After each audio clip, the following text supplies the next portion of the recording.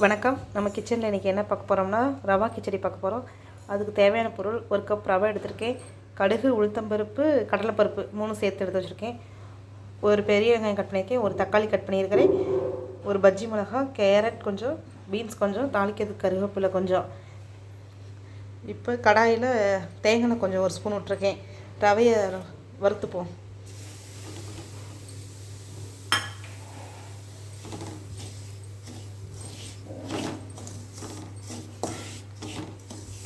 கொஞ்சம் இந்த எண்ணெய் எல்லா பக்கமும் சேர்ந்து அப்படியே வறுக்கிற மாதிரி வச்சுப்போம். இந்த ரவா கிச்சடி செஞ்சு பாருங்கள், சூப்பராக இருக்கும்.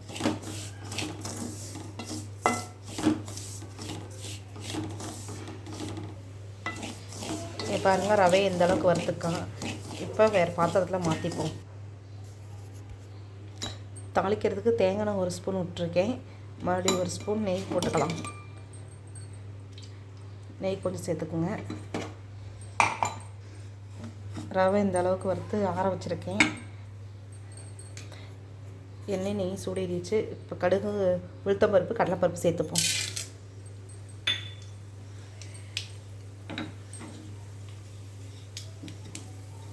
கடுகு பொரிக்கட்டும்.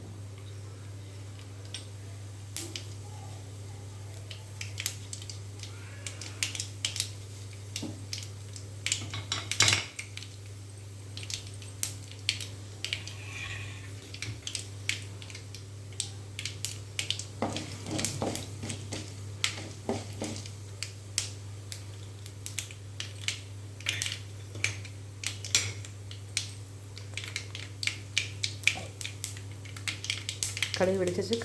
சேர்த்துப்போம். ஒரு வெங்காயம் சேர்த்துப்போம்.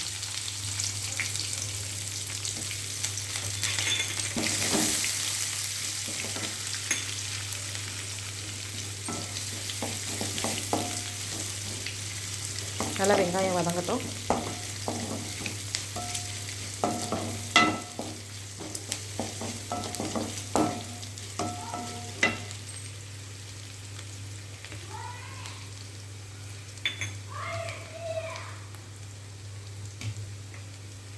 இப்போ ஒரு தக்காளி சேர்த்துப்போம்.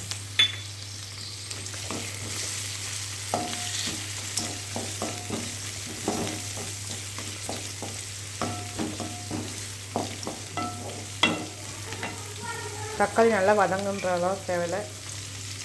இப்போ கேரட், பீன்ஸ், மிளகாய் இதெல்லாம் சேர்த்துப்போம்.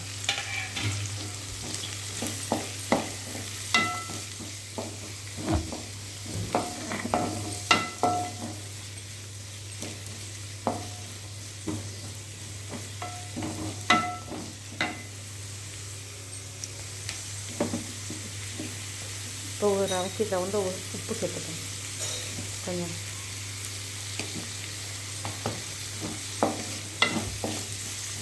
இப்போ காய் நல்லா வதக்கிப்போம்.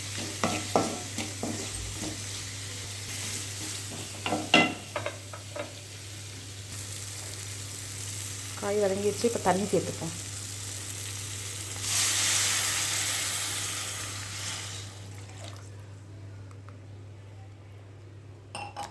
இந்த டம்ளர் 1 டம்ளர் தண்ணி விட்டுருக்கேன். இன்னும் 1 டம்ளர் தண்ணி சேர்த்துப்போம். இன்னொரு டம்ளர் தண்ணி சேர்த்துப்போம். சேர்த்துட்டு மூடி போட்டுங்க. கொஞ்ச நேரம் கேரட்டு, பீன்ஸ் வேகட்டும். பாருங்க, தண்ணி கொதிச்சிச்சு. நல்லா காயும் வெந்துருச்சு. காயெல்லாம் வெந்துருச்சு. ரவையை சேர்த்துப்போம். கொஞ்சம் கொஞ்சமாக சேர்த்துப்போம்.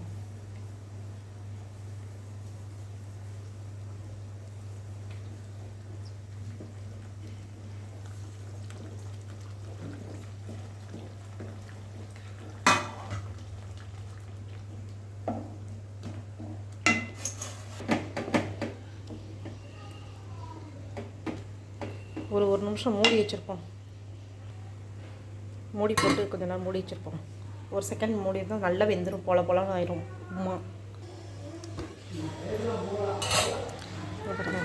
இந்த அளவுக்கு நல்லா வெந்திருக்கும். இப்போ அடுப்பு ஆஃப் பண்ணிப்போம். சூப்பரான ரவா கிச்சடி ரெடி. நீங்களும் ட்ரை பண்ணி பாருங்கள். செஞ்சு பார்த்துட்டு உங்கள் கமெண்ட்ஸாக எங்களுக்கு போஸ்ட் பண்ணுங்கள். தேங்க்யூ.